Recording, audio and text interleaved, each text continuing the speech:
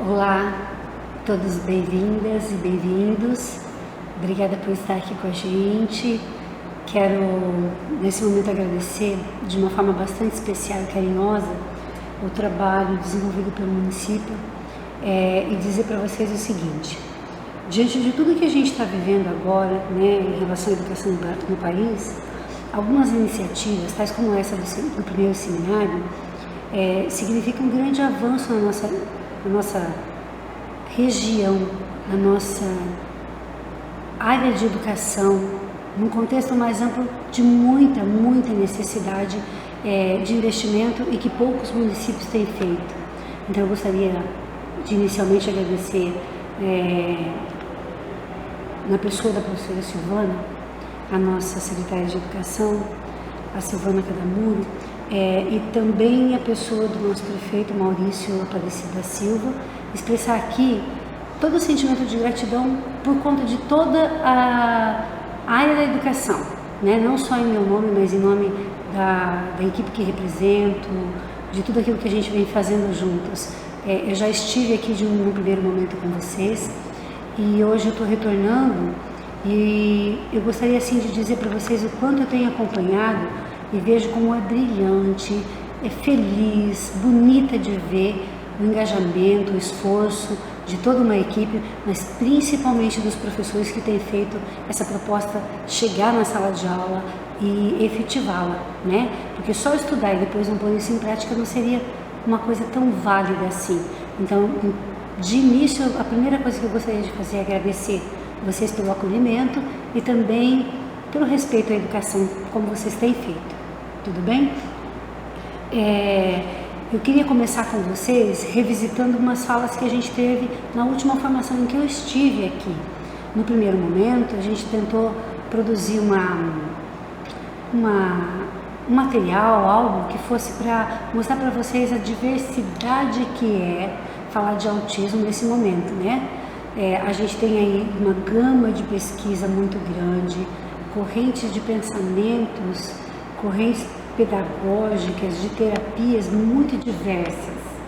E aí, esse encontro na sala de aula, o quanto ele é importante para nós enquanto professores, para nós enquanto educadores, mas principalmente para que a gente possa estar respeitando, as nossas crianças enquanto ser humano, porque nós temos as nossas metas e algumas vezes a gente não dá conta de alcançar. E aí o que eu vejo nesse trabalho que a gente tem desenvolvido, naquele momento e agora, nós temos tentado dar como enfoque como a evolução de pensamento de vocês, a nossa e de toda uma sociedade em relação ao autismo. Quando a gente fala da criança com autismo, a gente está falando de pessoa, E a pessoa precisa ser respeitada do ponto de vista como ser humano, como pessoa. E isso eu tenho visto muito, de uma forma muito feliz na rede. Eu queria comentar com vocês o seguinte: na última estada a gente começou falando dos pontos principais de fundamentação, conceitos do que é autismo, a evolução histórica desse conceito, que eu gostaria de mostrar para vocês um pouquinho. Então, como a gente estava vendo, nós precisamos revisitar algumas ideias históricas que vocês já viram no primeiro encontro, para que a gente possa ter uma sequência de ideias e pensamentos que colaborem com a formação do pensamento pedagógico que vocês desenvolvem já, porém, de alguma forma precisa ser refletido, reelaborado, revisitado, tá bem? Eu queria lembrar a vocês que quando a gente esteve aqui no primeiro momento, a gente viu que no princípio de tudo, alguns pensadores, historiadores, pesquisadores pensavam o autismo como doença, Daí toda uma gama de pensamentos clínicos, que o autismo era algo para ser tratado em clínicas. Tudo bem? Lembram disso? Daí, de repente, com o passar de décadas, e não mais do que uma década, 2011, a gente está falando para 2020, nós também nem chegamos a uma década direito, nós passamos por mais algumas adaptações e evolução nesse pensamento de conceito, onde o autismo também é visto, em menos de uma década, como a habilidade do ser humano comprometida em suas áreas de comunicação, de socialização e de aspectos físicos motores e neurológicos e dinâmicos, passa a ser vista como um transtorno.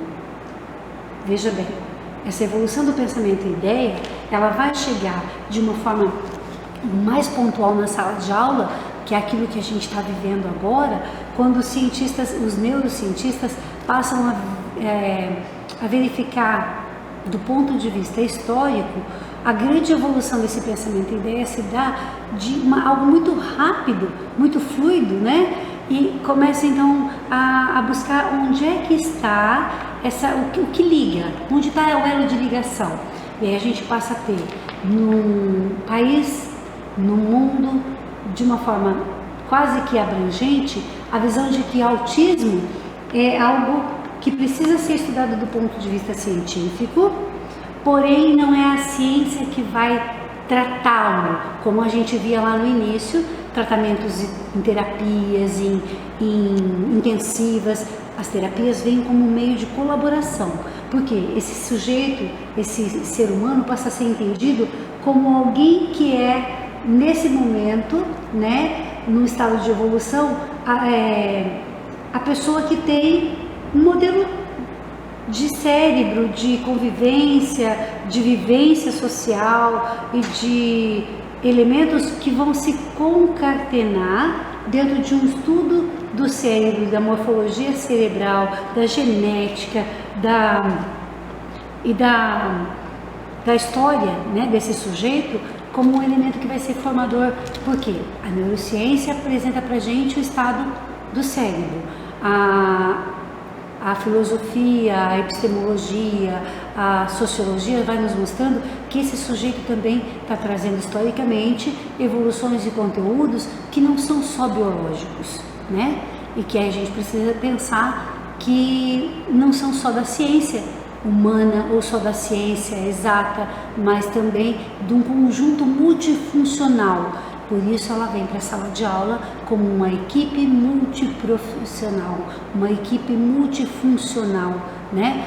E a gente acaba tendo nesse momento, então, uma visão muito mais abrangente do conceito e das definições do que é autismo. Isso posto, eu queria conversar com vocês assim, o quanto é importante nós percebermos enquanto educadores, professores, né, profissionais da educação, que essa ideia de que o ser humano é construído historicamente, biologicamente e culturalmente, ela chega na sala de aula nos dando a oportunidade de pensar qual é a concepção pedagógica que eu vou ter, né? O que eu vou usar, quais os métodos que existem, qual o método que eu vou optar. Eu conversei com vocês na outra fala que a gente teve, a importância do profissional da educação perceber que existem concepções naquilo que eu faço, na escolha que eu faço, né? Eu tenho uma concepção de ser humano, uma concepção do sujeito, uma ideia formada que é aquilo que me aprazigua, aquilo que me dá paz, de que ser humano que eu tenho, que sujeito que eu tenho, né? Essa concepção de homem, de história, de sociedade, de ser humano, que vai me fazer escolher o método ou a concepção de ensino que eu vou usar. Tudo bem? Então eu queria te lembrar assim, no primeiro momento daquela fala, eu comentei com vocês das diferentes bases, né, que formam a concepção que a gente escolhe. Para quem tem uma visão de que esse sujeito precisa ser formado a partir de modelos em que eu ensino até que ele aprenda, com base nas minhas metas pessoais, eu tenho intervenções comportamentalistas lá na clínica, que são diretivas e que eu uso o método behaviorismo e assim por diante, para que eu possa falar especificamente com esse sujeito do ponto de vista eu ensino e ele aprende, né? Está depositado em mim um modo de ver o mundo que eu vejo você como alguém que é possível de aprender, porém que você precisa ser copista, que você precisa ser treinado, né? E assim a gente tem diferentes também concepções nas clínicas que atendem esses indivíduos, né? essas pessoas e que acabam tratando como um método de ensino formal, que eu de forma alguma condeno, porque há necessidade do uso dele também em algumas dimensões do pensamento, quando ele chega e fica ali truncado. Eu preciso agir de alguma forma que eu possa tirar esse sujeito de onde ele está. E na segunda metade da fala, da última vez que a gente conversou, eu expliquei a vocês que a gente também tem a possibilidade de fazer escolhas com base no sujeito que a gente acredita que pensa diferente, que elabora diferente a visão que eu tenho de mundo, que ele também precisa ser considerado como um ser aprendente assim como eu, e que daí eu não vejo ele só como uma tábula rasa ou só como alguém que pode ser moldado, né? Eu acabo passando pelo princípio de que a principal característica do ser humano é aprender, e que a gente está aqui para isso. Eu aprendo a cada momento e você aprende a cada momento. As nossas metas são diferentes, os nossos objetivos são diferentes, e que, portanto, para as pessoas que a gente atende lá na escola enquanto ser humano também são diferentes, né?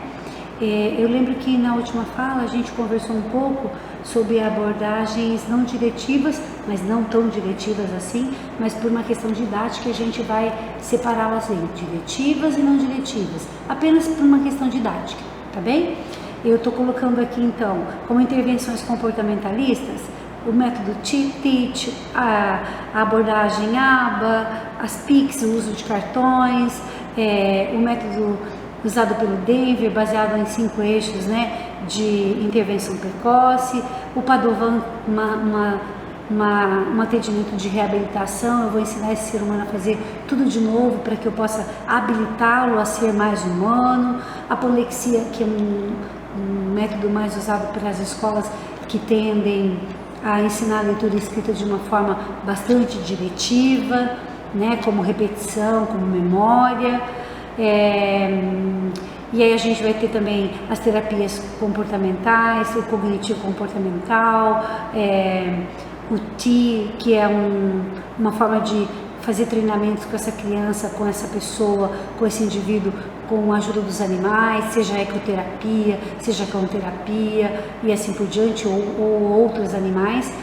O que eu quero que vocês assim pensem comigo é que todo mundo aqui tem a intenção de educar e ensinar, né? A única coisa que muda do ponto de vista pedagógico é que a intenção que a gente tem, ela vai ser alargada ou restrita com base no pensamento que eu tenho de quem é essa pessoa com quem eu estou trabalhando, né?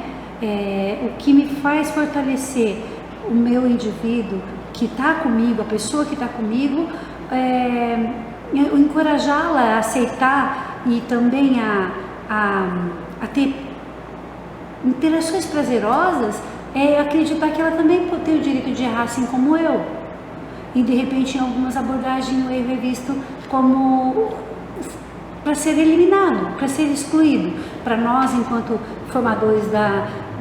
formados, né, numa concepção interacionista de pessoas, eu vejo que esse sujeito traz alguma coisa, traz algo mais para contribuir, inclusive com a minha própria formação enquanto indivíduo, enquanto pessoa, enquanto ser humano, né? Que eu também não estou posta, que você também não está posto, que a gente está, né, no momento caminhando. Nós temos caminhos na educação, né? Assim como 10 anos atrás, 9 anos atrás, esse ser doente estava na escola apenas para ocupar espaço, e a gente, por piedade, outros, né, tinha uma visão muito de integrar, desculpa, eu não vejo isso, tinha uma incluir, era a palavra, né? Daí a abordagem inclusivista, né? Enquanto a gente pensa hoje que a abordagem é muito maior, né? Passa do incluir, passa pelo evoluir, passa pelo criar, passa pelo ser, né? Eu vejo, eu penso, eu ajo de acordo com aquelas convicções que eu trago de pessoas, né? E a convicção interacionista de outras abordagens, como a abordagem responsiva, passa pelo ser humano mais feliz, né? Não só um ser humano formado, formado todos nós somos. Há no mercado de trabalho inúmeros profissionais, assim como eu, como vocês, que têm a formação, mas que de repente não acreditou que tivesse o desejo verdadeiro de fazer uso dessa formação. E daí foi para outras áreas, né? E assim a nossa criança, ela também tem o direito de ter o acesso e querer escolher se pode ou não fazer uso disso, se quer ou não, né? Parece que o ser humano passa a ser pensado do ponto de vista do direito, do querer, do evoluir, do sentir, do não estar tudo bem, mas vai ficar, né? Assim como para você, como para mim. E nesse sentido eu trouxe para vocês verem que existem outras abordagens, como o floor time, o tempo de chão, onde essa criança tem muito mais o chão como a base para o meu brincar, para o meu rolar, para eu estar junto, para eu ter prazer em fazer, não só na base do quadro, lousa, cópia, né? É como se eu estivesse dando a ela o direito de exprimir sentimentos que no primeiro momento parecia que a gente estava meio encapsulado, né? Meio que deixando a criança mais próxima do que nós acreditamos ser perfeito, enquanto nem a gente é, né?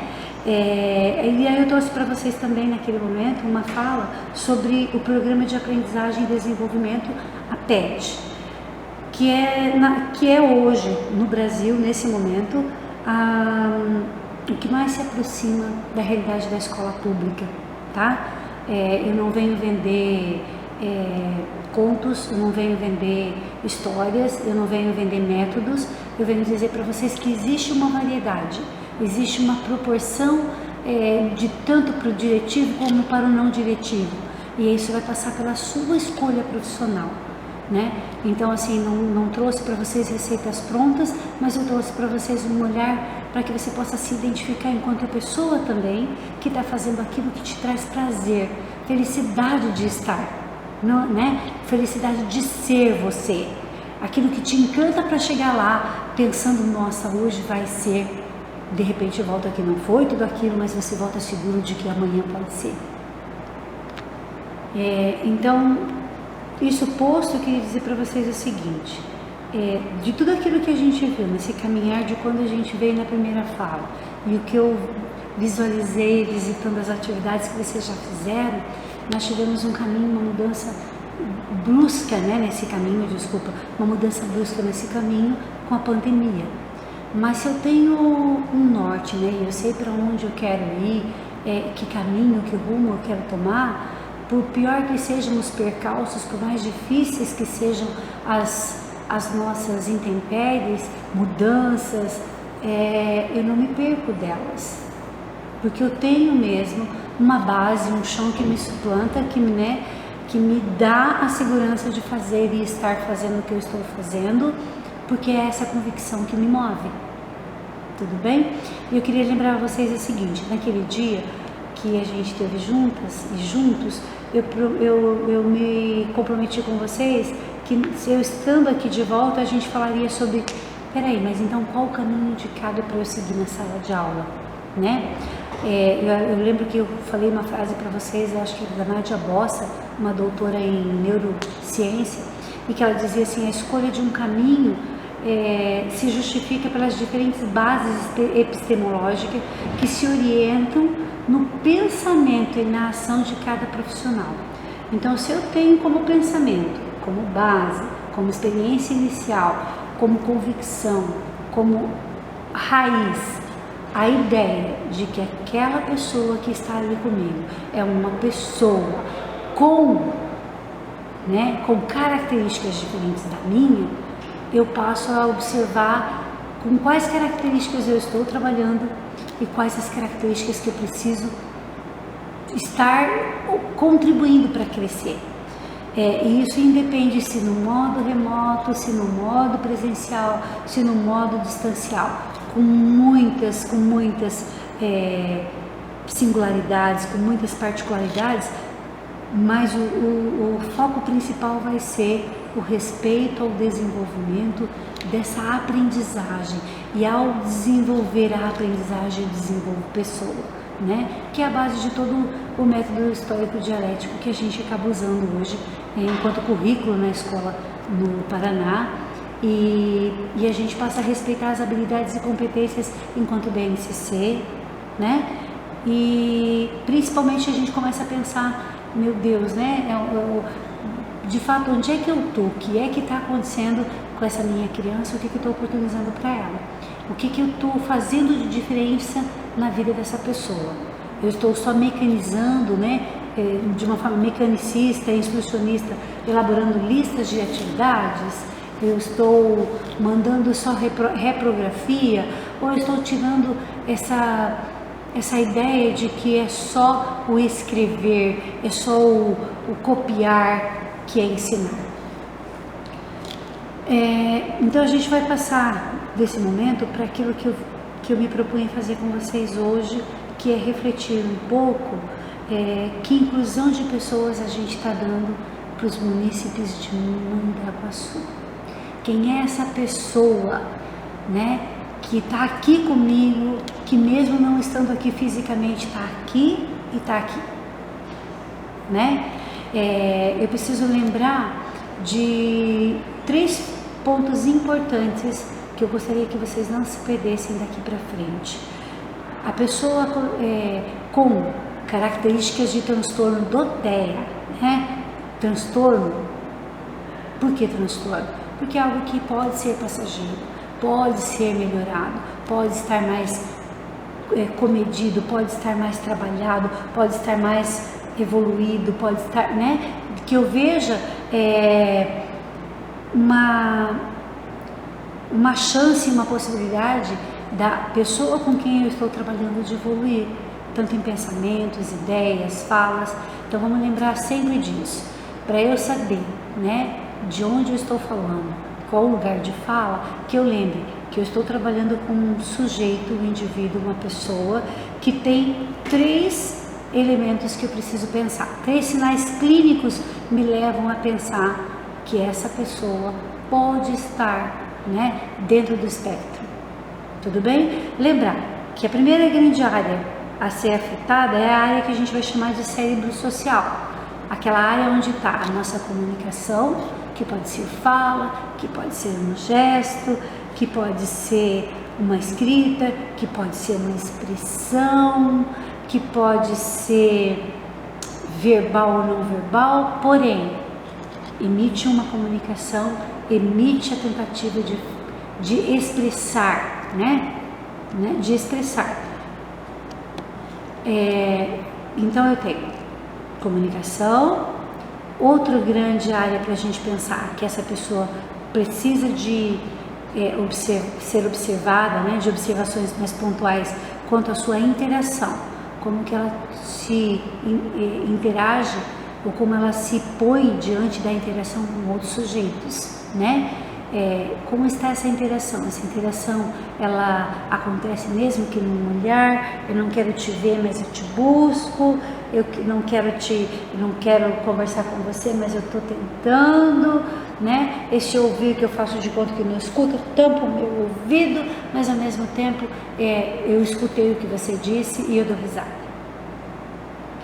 Perceber que essa criança, apesar de ter, então, algumas habilidades a serem trabalhadas na comunicação, na interação, que lá no início era tratada como uma síndrome, uma doença, agora precisa ser pensada como um cérebro que pensa e age diferente, né? A neurolinguística, a neurociência, a neurolinguagem nos mostra que precisamos ter esse olhar mais apurado de que comunicação não é só fala, não é só escrita, não é só expressões de grito, pronúncias, né? Elas são também ditas naquilo que não é dito, né? Faladas, dito naquilo que não é falado, né? E aí já vimos, então, que essa pessoa precisa de uma observação maior na área da comunicação, uma observação maior na integração e uma observação principalmente quanto aos seus comportamentos, né? Se eu tenho um indivíduo que tem 3 grandes áreas comprometidas, eu preciso ter um olhar especial, não porque ele é especial, é porque esses elementos estão me dizendo de uma forma especial, especialmente, que eu preciso me ocupar do estudo do que está acontecendo com essa criança ou com essa pessoa, né? E aí esse comportamento arredio, que eu não quero, me esquivo, esse comportamento repetitivo, porque eu estou tentando me equilibrar de alguma forma, me dá um pouco mais de segurança, tranquilidade, esses comportamentos repetitivos que também podem ser estereotipados ou não, que também podem ser agressivos ou não, eles precisam ser observados do ponto de vista do estudo do profissional da educação que está ali para trabalhar com essa pessoa, né?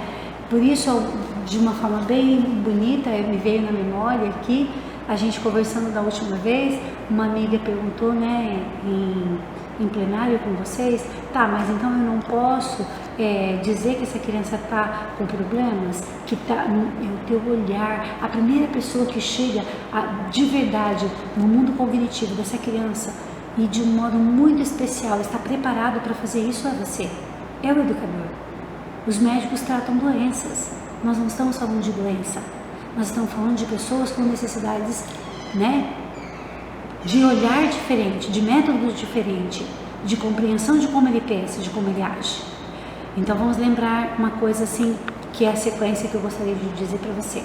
Se nesse momento eu não consigo me comunicar, como é que eu posso me interagir? E se eu não interajo, quais são os comportamentos que eu posso ter? Isso vale pra gente também. Nós fazemos isso. Se eu não consigo me comunicar com você, isso vai me dando uma angústia muito grande. A gente está vivendo isso em tempos de pandemia. Buscamos redes sociais, buscamos o WhatsApp, buscamos 1001 formas de nos comunicar, porque a gente precisa expressar, precisa ser ouvinte, precisa ser falante.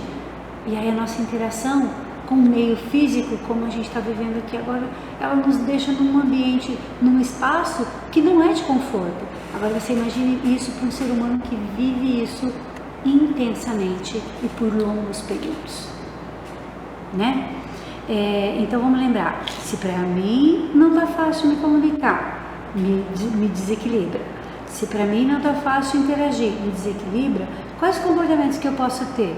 E se eu falo muitas vezes com você, você não me entende, é um momento em que eu vou perdendo a paciência. E isso não vale só para uma pessoa no terra, vale para todos nós. E aí a gente tende a rotular assim, não, ele é agressivo. Calma. Ele pode estar tendo comportamentos agressivos por uma necessidade de te dizer, não estou bem, algo não está bem. Precisamos conversar, me olha, me veja, me enxergue. Para que a gente consiga visualizar um pouco tudo isso, que a gente vai ilustrar um pouco, né? Ver uma cena, passar um cenário na nossa cabeça dos contextos que a escola vive e as necessidades que a gente está presenciando, né? Desde do antes, do agora e muito provavelmente do depois. Eu gostaria de compartilhar com vocês um vídeo bem assim, uma animação bem bonitinha, tá? Eu gosto muito, que foi elaborado pelo pessoal da Inspirado pelo Autismo, que é a animação de um livro, que é o suporte, o aporte teórico do qual eu estou trazendo para vocês para a gente conversar, tá bem? As 10 coisas que toda criança com autismo gostaria que você soubesse. É um vídeo que eu vou deixar aí com vocês, para que vocês possam visualizar depois, mas que a gente vai assistir agora. Tudo bem?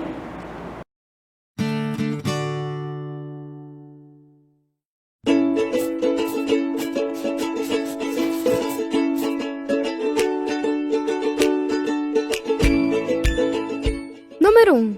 Eu sou uma criança. O autismo é uma das minhas características, mas não define totalmente quem eu sou. Não me limite a ele. Se eu não for incentivado, porque você acha que eu não sou capaz, eu não tentarei coisas novas e importantes para o meu desenvolvimento. 2. Meus sentidos estão desordenados. Isso quer dizer que eu sinto o mundo e as coisas ao meu redor diferente de você. Minha audição, meu olfato, visão, tato e paladar podem ser hipersensíveis. Por isso, alguns sons, sabores, cheiros e toques que são considerados normais e passam despercebidos para a maioria das pessoas podem me incomodar muito. 3. Procure perceber quando eu escolho não fazer algo e quando eu não consigo fazer algo. Muitas vezes eu não entendo o que as pessoas estão falando. Se você falar comigo de longe, eu provavelmente não vou compreender. Venha até mim, ganhe minha atenção e diga o que quer, de forma simples e objetiva. 4. Você sabia que eu penso de forma concreta? Eu sei que usar expressões e figuras de linguagem como metáfora e ironia é comum e até divertido, mas elas me deixam confuso. Trocadilhos e frases de duplo sentido também. Ao falar comigo, use frases concretas e diretas. 5. Ouça todas as maneiras pelas quais eu tento me comunicar. Eu sinto muitas coisas. Fico feliz, calmo, assustado, frustrado, confuso. Mas é difícil descrever o que estou sentindo com palavras. Eu falo de outras maneiras, me isolando, ficando agitado ou mesmo por meio do meu corpo. Esses são sinais de que preciso de alguma coisa. 6. Minha orientação é visual. Para mim, as palavras faladas são como fumaça, somem antes de eu conseguir entender. Instruções e informações visuais são muito mais fáceis. Opte por elas. Ao invés de me explicar como fazer algo, me mostre. Me ajude a montar um quadro com minhas atividades, por exemplo. 7. Foque naquilo que eu consigo fazer. Assim como você, eu também tenho dificuldades em algumas tarefas, mas outras eu consigo fazer bem. Eu não vou tentar algo novo se você apontar apenas o que eu não consigo fazer, por melhor que seja a intenção. Foque nos meus pontos mais fortes. Eu, assim como você, tenho vários. 8. Ajude-me a interagir socialmente. Eu posso não saber ou ter muita dificuldade de iniciar uma conversa e entender como as pessoas se sentem. Pode parecer que eu não quero brincar com outras crianças, mas não é isso. Se você incentivá-las a me chamarem para brincar, eu posso gostar muito. Me ensine também a perguntar aos outros se eles estão bem. 9. Se eu me descontrolar, identifique a causa. Lembra que eu falei que me expresso de muitas outras maneiras além de palavras? Mesmo que os controles emocionais são uma dessas outras formas. E pode ter certeza, eles são piores para mim do que para você. Quando acontecem, é porque um ou mais dos meus sentidos foi sobrecarregado. Ou porque eu fui obrigado a interagir mais do que as minhas habilidades sociais permitem. Resolver as causas desses descontroles pode evitar que eles aconteçam no futuro. Por fim, me ame incondicionalmente. Eu sei, pode ser muito difícil não criar expectativas sobre um filho. Mas não encare meu autismo como uma incapacidade, e sim como uma habilidade diferente. Eu preciso do seu apoio para ser tudo o que posso ser. Com seu apoio e orientação, com seu amor sem restrições e com paciência, eu posso me desenvolver, me tornar um adulto independente e ir muito longe. Vamos juntos?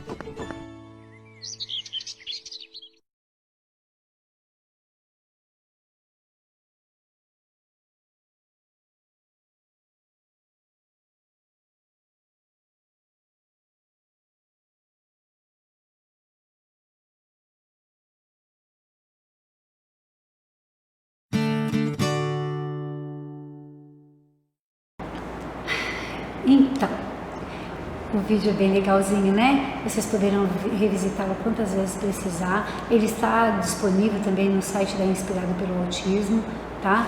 É um vídeo público, de domínio público, mas o livro não é de domínio público. O livro custa em torno de R$24.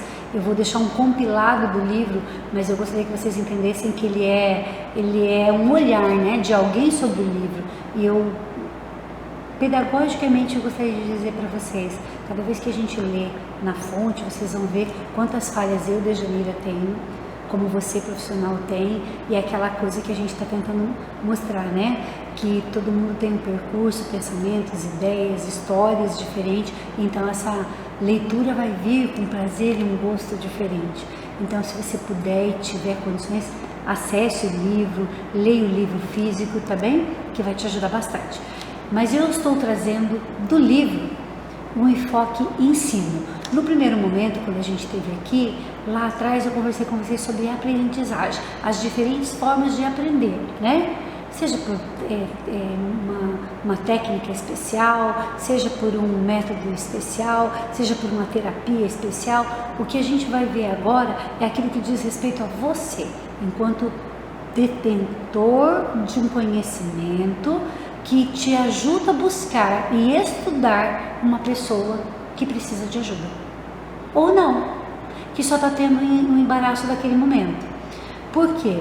Há grandes estudiosos e grandes estudos já publicados que há um avanço considerável, né, nos dados que a ciência tem apresentado, que muitas pessoas dentro do espectro conseguem, de uma forma muito pontual, ir se afastando daquilo que a gente vai chamar de mais de severo. Vai ficando mais leve? Não, ele vai conseguindo se controlar mais, ele vai conseguindo elaborar melhor, compreender melhor a si mesmo. É essa a função da escola, né? Me ajudar enquanto ser humano a evoluir nas minhas necessidades. Então eu costumo brincar e falando muito sério, todos nós somos portadores de necessidades especiais. Eu preciso absurdamente do recurso tecnológico. A minha memória, dentro das funções psíquicas superiores, é aquilo que mais foi acometido. Então, assim, por uma série de fatores históricos, familiares, genéticos, alimentares, assim como uma pessoa no Terra. Tudo bem? Então, nós vamos trazer toda essa discussão do vídeo que você acabou de ver para o nosso mundo do ensino, da qual você é a pessoa mais indicada para fazer uso, da qual você é a pessoa mais indicada, e como diz a professora Nerli Nonato aqui da UEM, o único profissional que está apto e capacitado a trabalhar com uma criança no TEA é o professor. Os demais, eles são terapeutas, né? Os demais ajudam e auxiliam dentro dos fatores biológicos, neuromotores, mais cognitivo, memória, concentração, treinos e habilidades e competências que somente o professor, ao longo do período letivo, vivencial, e que eu não estou falando aqui de semanas de aula, dias de aula, eu estou falando de uma vida escolar, tá bem? É capaz e é possível de ser feito. Então vamos lá? A animação que você acabou de ver, ela começa falando da primeira coisa, né, que todos nós precisamos enquanto educadores saber, e aí ele chama atenção que não só o educador, mas o pai, a mãe, a sociedade precisava saber, e aí eu trago isso tudo para um enfoque sala de aula, as 10 coisas que você, professor, precisa saber para que você possa, nesse momento, ter condições de pesquisar, de estudar, de estruturar e planejar atividades que evoluam o pensamento dessa criança, as condições dessa criança ou dessa pessoa, porque nós não temos só criança, temos adulto também, né? E que de alguma forma ou evoluiu numa etapa ou pode estar ali ainda precisando da sua ajuda na etapa em que está, na fase em que está, no estágio em que está.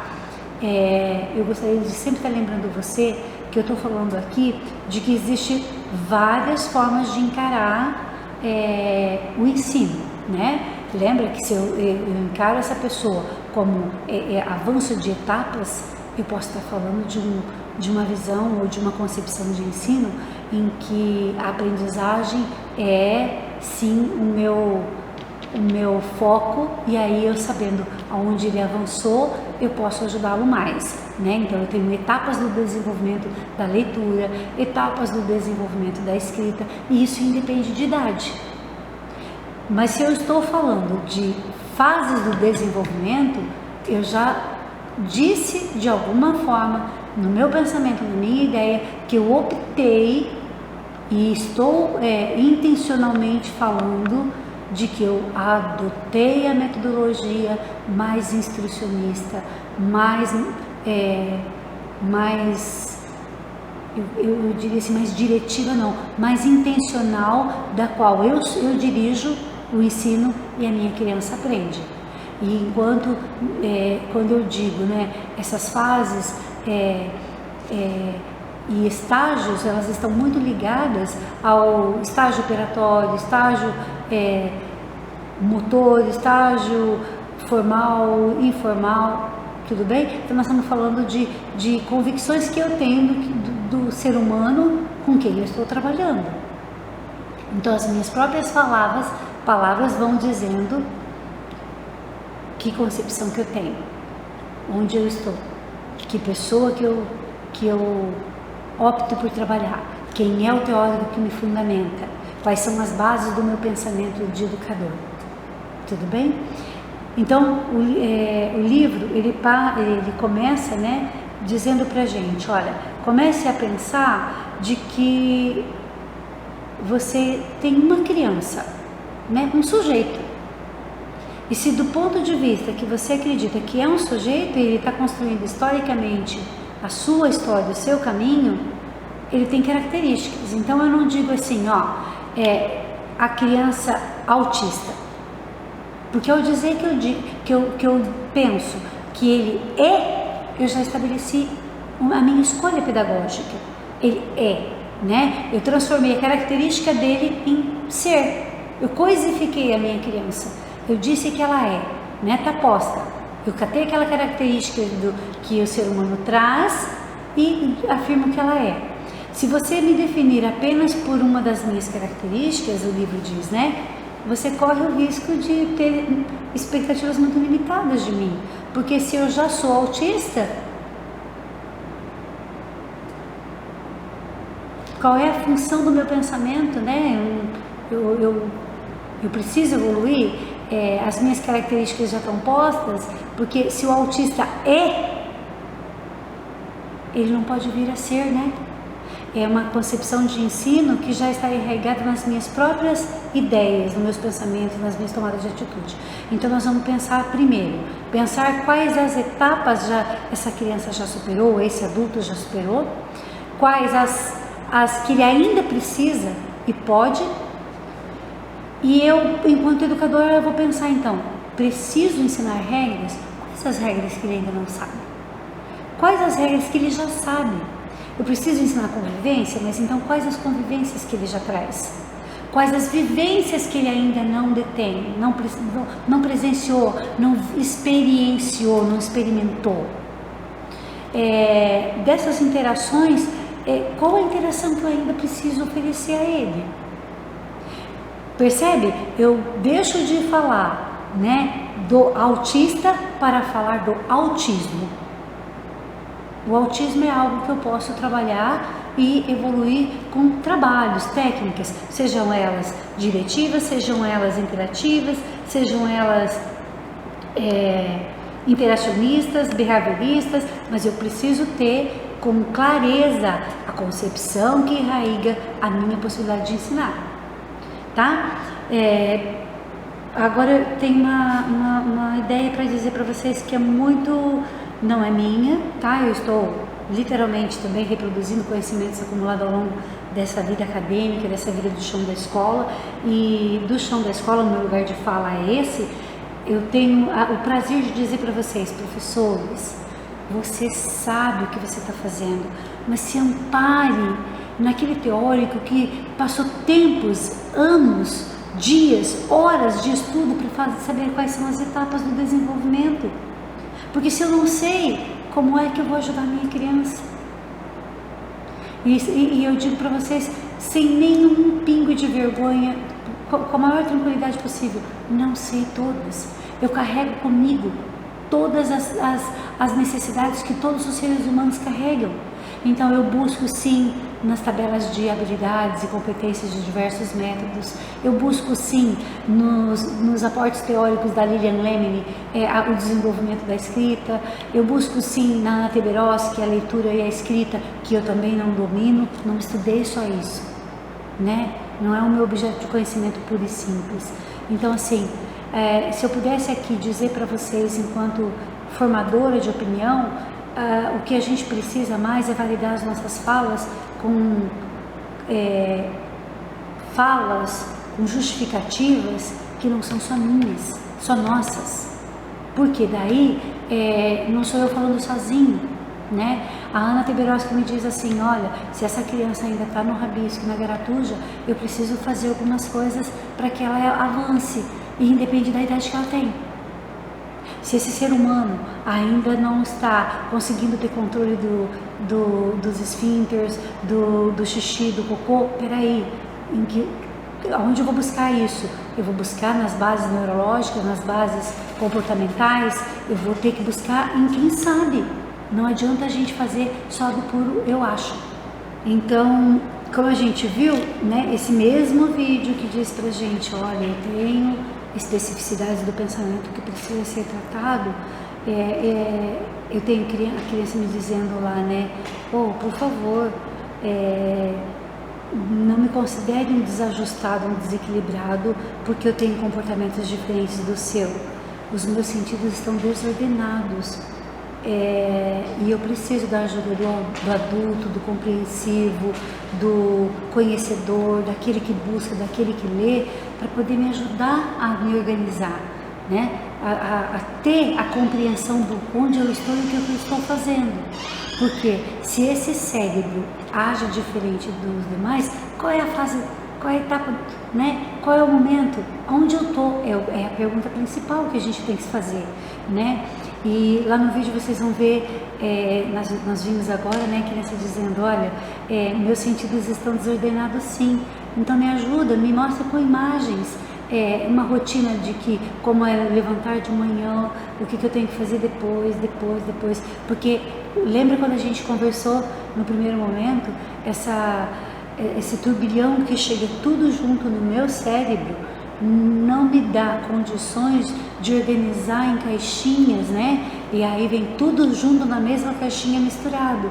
E o que a gente está tentando aqui é dizer para ele, calma, nós vamos pôr as coisas uma por uma ou uma por vez, cada coisa no seu tempo, né? Para que ele possa também se sentir seguro e não se sentir tão perdido, porque o tempo todo, com essa desordem sensorial, o que ele está sentindo é desajustes, incômodos, dores, tá bem? Lembre que lá no vídeo ele fala assim, ó, eu preciso de então conhecer sons, cheiros, sabores, toques, né? Às vezes o teu toque para mim vai ser extremamente dolorido, porque a minha hipersensibilidade pode estar me judiando. Então eu preciso do teu olhar enquanto pessoa e adulto para verificar se esse toque é a mais ou é a menos que precisa ser feito. Se eu preciso de mais compressão, de mais pressão ou menos ou nenhuma. E aí ele diz lá, né, o próprio ambiente às vezes para mim parece ser muito hostil. E aí a gente não entende quando ele entra na sala de aula e já quer sair. Parece que é contra a gente, nunca é contra a gente, nunca é contra a escola, nunca é. O ambiente onde ele está não é você, depende desse arzinho, desse sonzinho, desse ruídozinho, né? Que para você é pequenininho, mas para mim pode ser muito gigantesco.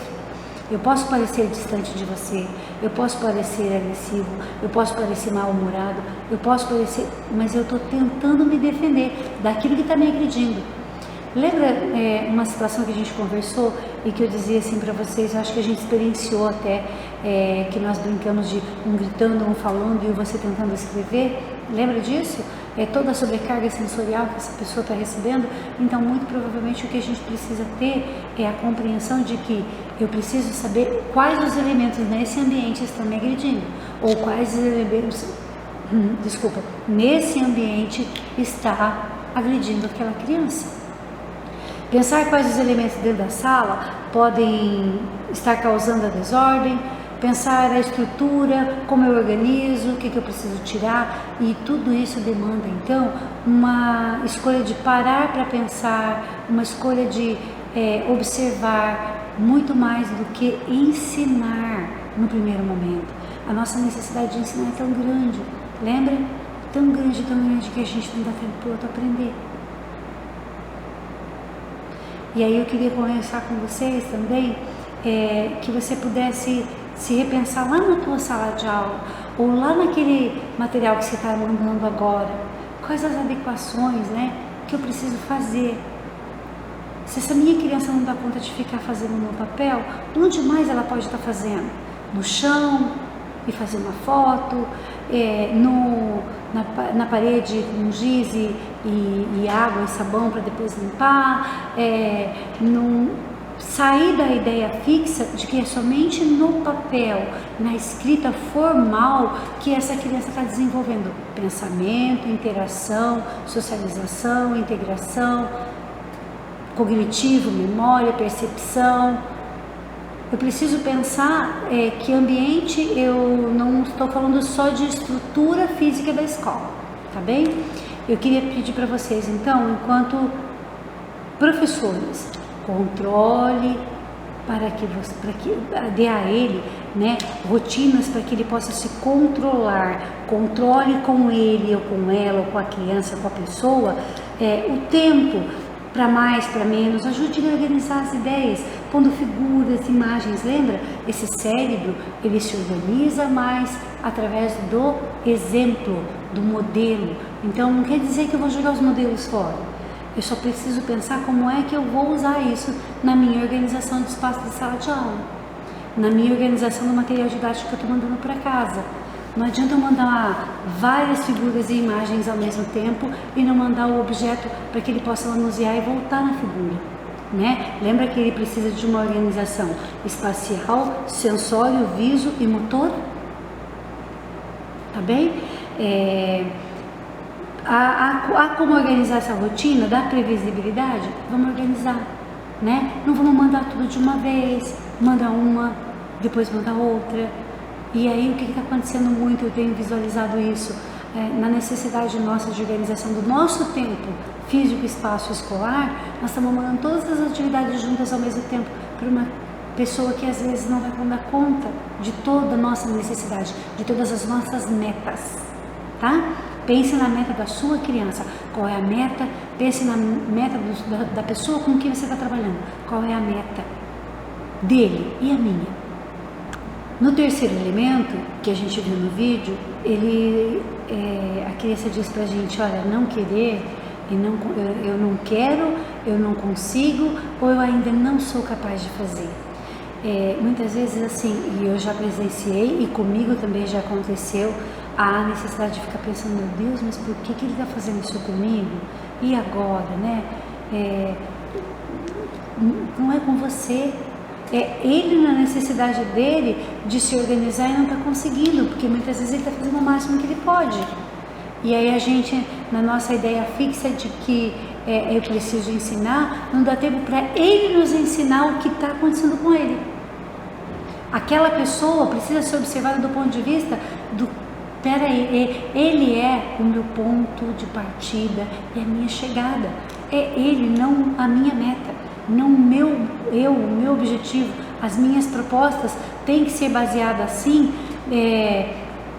na distinção, né, do que ele está escolhendo não fazer ou ele não está conseguindo fazer. Se ele está escolhendo não fazer, então não é hora, vamos mudar alguma coisa porque já descompensou, já desequilibrou, já sobrecarregou. Então é hora da gente voltar, por isso que o profissional da educação é aquele que está mais apto a ter, porque nós somos por vida observadores, nós somos por vida avaliadores. Nós nos avaliamos o tempo todo, a gente avalia o relacionamento, lembra que até a si mesmo e ao outro, mas esse olhar de avaliador nosso não precisa ser de comparador, ele precisa ser de observador. O que é que está acontecendo aqui? Por que que está acontecendo? Eu queria lembrar a vocês uma fala que ele diz lá no vídeo que é muito importante a gente estar imaginando, né? Imagine comigo, você conversando com alguém e a pessoa fala um outro dialeto, uma outra língua, e a pessoa está falando e você tentando entender como que você vai interagir. Se a linguagem não foi suficiente, a gente vai ter que criar o quê? Outras rotas, outros meios. E é muito assim, né? Eu conversando outro dia com uma criança que veio do Egito, eu fiquei mais perdida do que vocês possam imaginar. E aí ele, por meio de gestos, foi me educando e me ensinando. Calma, please. E daí eu fui me dando pistas de que eu poderia usar algumas palavras em inglês para que ele me entendesse, ou então que eu desenhasse para que ele me entendesse, porque assim, a mesma dificuldade que eu tive de ouvir outra língua, a nossa criança pode estar tendo de ouvir a nossa própria linguagem. A nossa criança, né, não está chegando a mim, ou eu não estou chegando a ela. Fala diretamente, com palavras simples, com coisas simples, para que eu possa entender o que você quer. Tudo bem? E nesse momento eu queria mostrar uma coisa para vocês, como professores.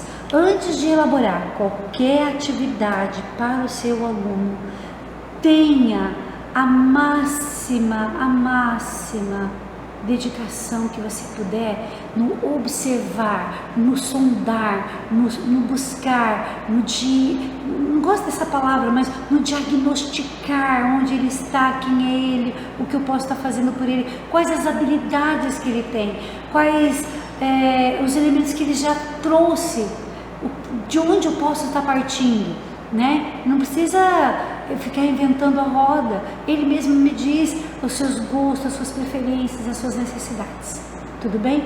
Eu vou mostrar para vocês então algumas referências que a gente usa enquanto elementos que vão me ajudar a elaborar um plano de ação, ou um plano de aula, ou um PDT, ou um planejamento, tá? Eu quero trabalhar com vocês uma visão muito propedêutica. Eu peço para que vocês entendam assim, ó. Como eu disse a vocês, eu não vim vender um método e muito menos vender um conhecimento pronto e acabado. Nós estamos também em evolução de pensamento, ideias, histórico, situacional, vivencial. E aí eu queria que vocês entendessem o seguinte: se eu vou trabalhar com a minha criança uma abordagem comportamentalista, da qual eu vou treinar com ele o comportamento, porque essa eu descobri que faz mais efeito para ele, porque olha, nem todo mundo vai viver só da interação prazerosa, eu reconheço isso. Há pessoas que precisam do treino, da memória, da percepção, da concentração, né? E aí eu preciso que você só tenha clareza do que você está buscando. Este livro aqui, ele não é caro, ele está disponível no mercado também. Ele mostra pra gente a tabela de habilidades com base na análise do comportamento, na análise comportamental. Tudo bem? Então eu tenho aqui a possibilidade de verificar em diferentes momentos, de diferentes técnicas, com diferentes auxílios e elementos, como está, né, o comportamento de uma criança até por volta dos 7 anos, tá bem? Que eu acredito que na educação infantil, na fase de alfabetização, pra gente vai ajudar bastante. Então, esse é baseado numa abordagem comportamentalista, diretiva e instrucionista, tudo bem? Esse aqui é a tabela de habilidades inspiradas pelo autismo. A inspiradas pelo autismo, como a gente conversou da última vez que a gente se encontrou, é uma abordagem interacionista, tá? cujas práticas se baseiam na interação prazerosa, lúdica, motivacional, de brincadeiras, do jogo simbólico, do jogo lúdico, tá? Mas aí ela me traz também as bases, tá? Com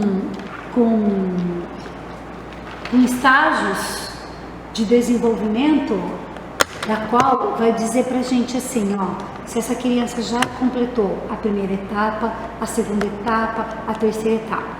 Chama-se estágios aqui porque ela também se ampara na abordagem comportamental. Não existe um olhar diferenciado e novo se eu não uso daquilo que já existe, né? Então ele vai se amparar onde? Nos estudos que já existem, porém pensando em etapas que essa criança pode evoluir, tá bem? Essa ideia, né? Etapas que essa criança pode aprender para desenvolver, combinado? Então, pensando em se eu consigo ou não consigo, eu quero ou não quero, lembre sempre de verificar se a minha criança está na habilidade correta, no tempo certo, né? Em que estágio, etapa ou fase ela está. Pesquisar as diferentes concepções que estão embutidas nos materiais que eu uso como referência de pesquisa para elaborar meu plano de ação, o meu plano de aula, tudo bem? As tabelas de habilidade ABA, Sunrise, todas elas estão disponíveis em diferentes meios, sejam físicos, vídeos, audiovisual, mas principalmente eu preciso saber em qual base eu estou indo me alicerçar, me calçar para poder me desenvolver o meu trabalho, ok?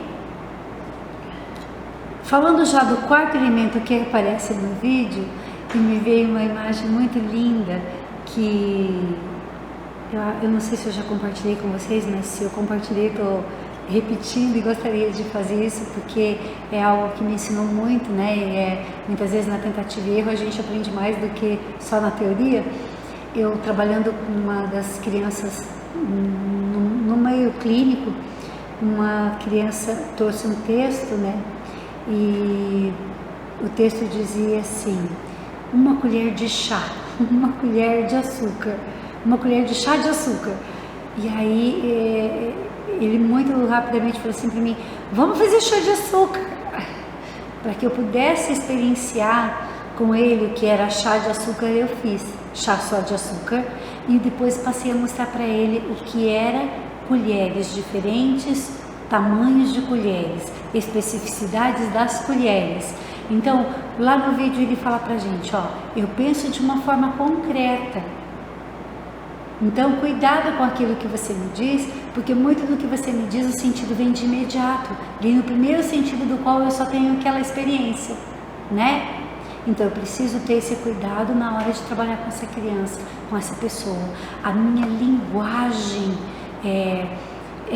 precisa pensar rapidamente que o ponto de apoio dele é visual. Então, imageticamente, ele já realiza a cena. Então, uma colher de chá de açúcar era uma colher de chá de açúcar. E como fazer um chá de açúcar? Água doce. E como mostrar diferentes colheres, né?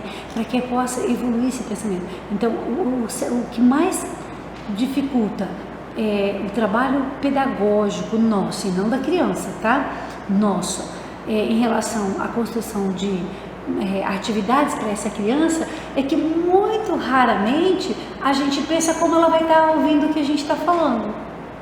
Muito raramente a gente pensa, como será que ela vai entender isso? Né? O texto ele era tão claro, uma colher de chá de açúcar, uma colher de chá de fermento, uma colher, e imagina fazer um chá de cada coisa, né? Então, para que a gente tenha noção de que ao falar para uma pessoa que precisa do anteparo da ideia que ele já tem, eu preciso saber qual é a ideia que ele tem a respeito desse assunto. Senão eu estou falando árabe com uma pessoa que só sabe muito mal mesmo português, tá bem? Expressões idiomáticas, trocadilhos, sutilezas, duplo sentido, inferências, metáforas, insinuações, deboches, zombarias. Não dá. Nossa criança não vai ter essa percepção e compreensão. Então, quando muitas das nossas crianças, e isso já generalizando, perguntam assim, professora, é para copiar? Há uma necessidade no cérebro dele de entender que é para copiar. Ele não está te perguntando para te provocar. Ele não está te perguntando para te testar. Ele está perguntando porque de fato alguma coisa não acomodou aqui dentro ainda. O entendimento não foi forte o bastante para que ele pudesse se convencer de que era necessário copiar. Porque para ele até aquele momento ele não viu necessidade de copiar. Tudo bem? Então, professores, professora e professor, uma dica de ouro que eu daria aqui para vocês é: valorize a atividade que traga relacionamento humano, em que ele possa viver, experienciar com outra pessoa a fala, e que você possa estar ouvindo o que ele fala e como ele ouve, o sentido que ele dá para as coisas, né? Valorize muito mais na interação prazerosa do que a cópia do como fazer, porque a cópia do como fazer para ele não vai chegar da mesma forma do como fazer fazendo, né? Na interação prazerosa. Olha, tente não derramar a água para fora da bacia, mas ele não tem bacia aqui, ele não vai entender que é não ficar jogando tudo fora, tá? Que você perceba que é na dor, na alegria, na raiva que ele vai saber o que é isso.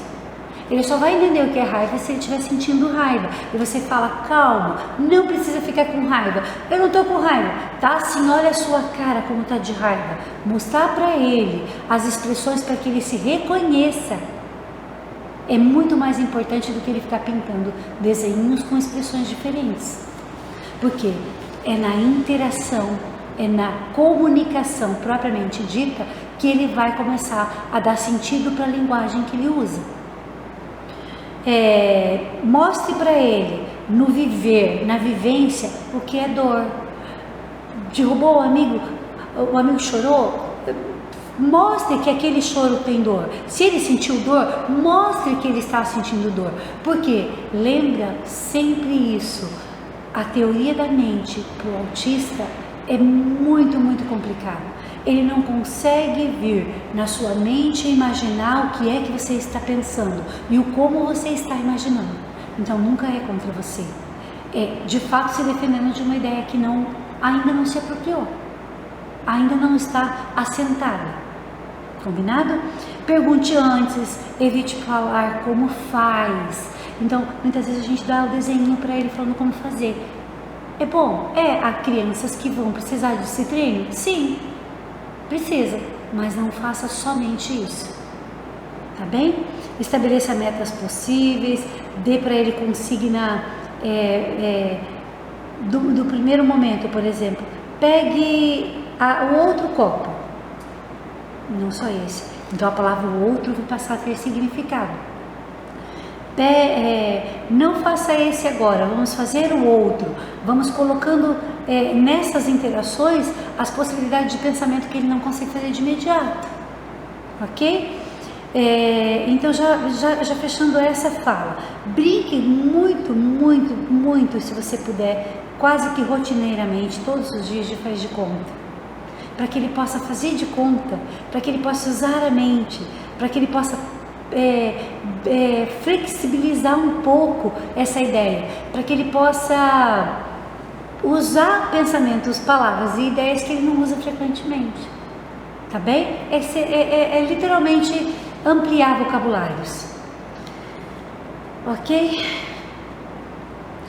E já indo para uma outra fala, há um determinado momento no vídeo que ele diz assim, ouça todas as maneiras pelas quais eu tento me comunicar. Gente, não tem coisa mais triste do que você estar tentando falar algo para alguém e a sua mente não consegue. Pensa, lembra de você, se coloca nessa situação. O momento em que você quis que se expressar, travou e não foi, né? Não saiu. mas você estava dando dicas para as pessoas que não estava tudo bem. Acontece isso muito em casa, na família, com o marido, com o namorado, com as amigas, né?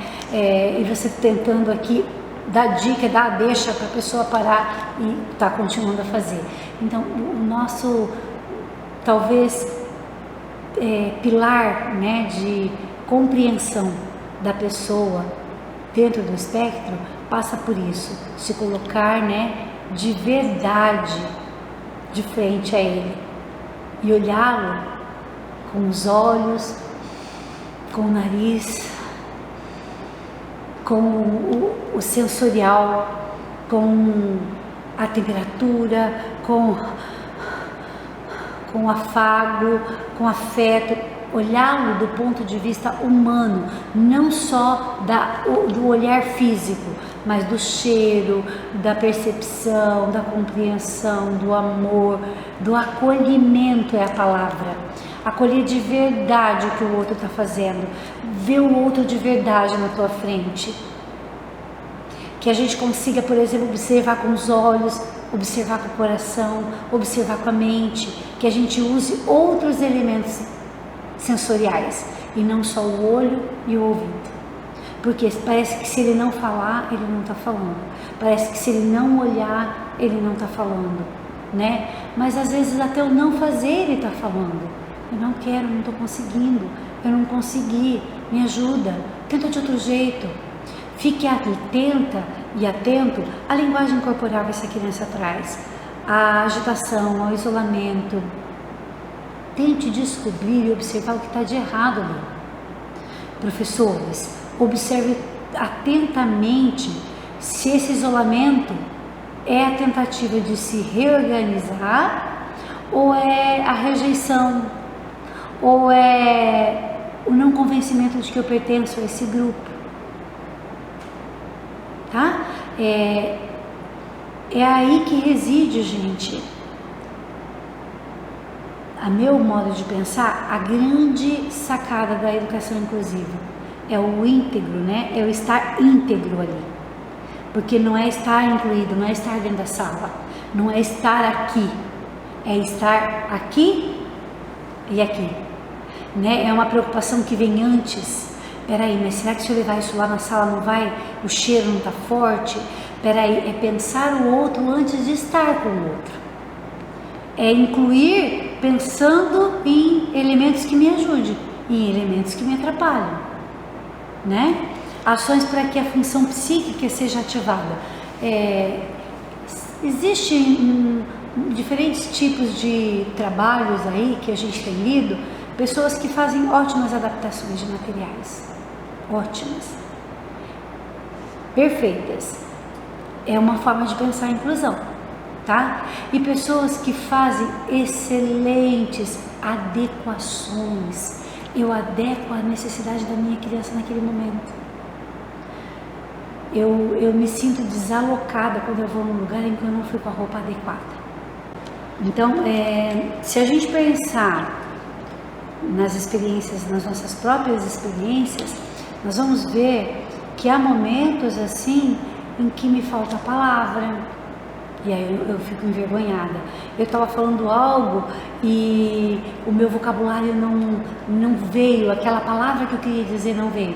Eu me sinto perdida na ideia, ou seja, eu não dei conta, né, de me comunicar com a palavra. Aí eu busco isso mesmo, isso. É como chama aquele, né? Então, nós mesmas, mesmo enquanto educador e pessoas, vamos buscando também anteparos para nos ajudar a expressar aquilo que pensamos. Então, imagina essa criança ou essa pessoa que ainda não se deu conta de quais os elementos que ela possui.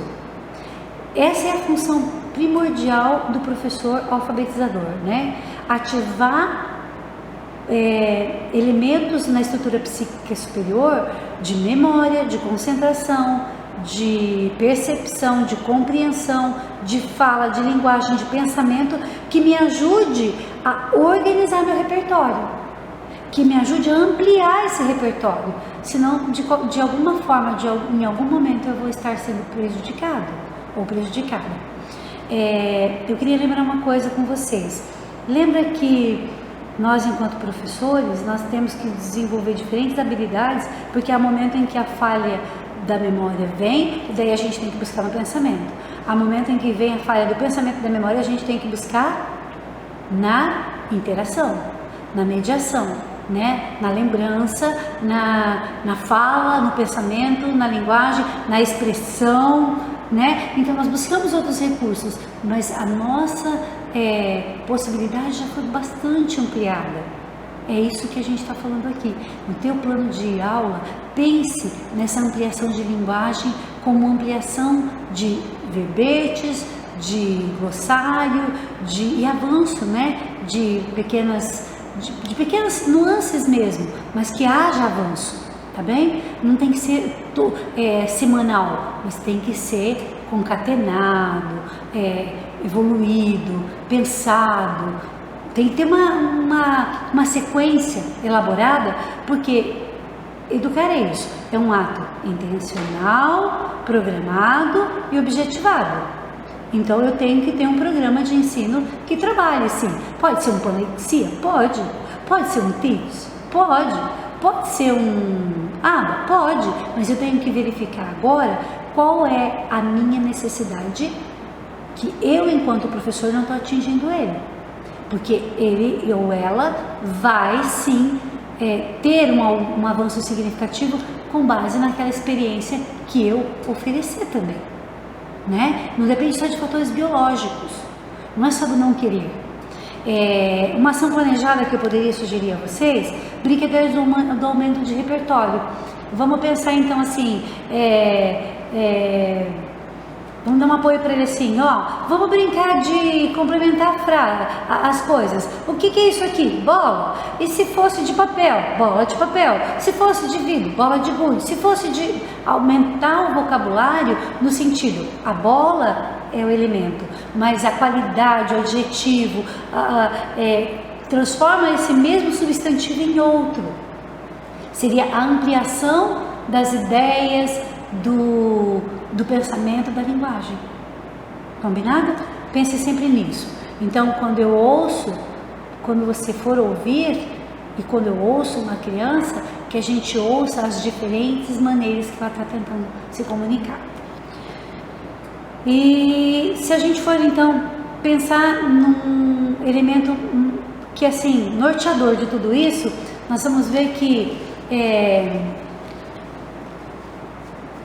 o cérebro do autista, ele está amparado muito mais na ligação que ele faz de conhecimentos anteriores com aquilo que está vindo, que vai sendo posto para ele.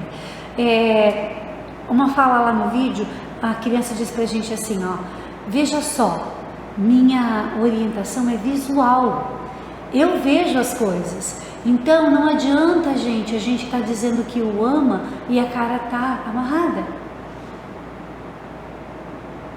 É ambíguo, é contraditório, não constrói, né? Eu tô falando algo, mas a expressão, o sentimento tá outro.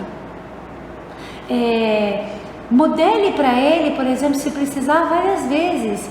O sorrir, ó, vamos sorrir baixinho, vamos sorrir alto, vamos sorrir grande, porque se eu tenho, vamos sorrir de verdade, vamos sorrir de mentirinha, porque eu preciso dizer para ele, dar a ele e dizer a ele que existe outras possibilidades do sorriso, porque o que ele conhece é o dele, né?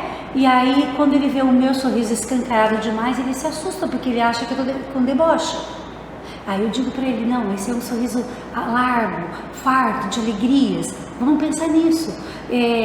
Lembre que a nossa criança precisa experimentar, experienciar, só palavras escritas não está no campo ativador daquilo que ele precisa. Modele também a teoria da mente, que ele entenda que você tem a informação que ele quer. Por exemplo, dê pistas.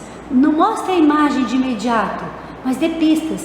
Olha, eu estou pensando que vou chegar na minha casa e vai ter uma coisa gostosa de comer. Ele sabe que é comida.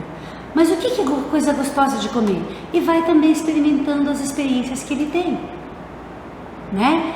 o que uma coisa gostosa de comer. E você vai percebendo que algumas coisas não são gostosas de comer. Que é aí que entra a nossa sutileza de ir dessensibilizando ele, trazendo um dia um pouquinho, uma essênciazinha pondo lá em cima do armário, trazendo um dia a frutinha comendo lá fora, lavando as mãos para que ele te veja. Vá dando a ele a experiência visual, não só a banana para pintar, a maçã para pintar, a banana para escrever, a banana para...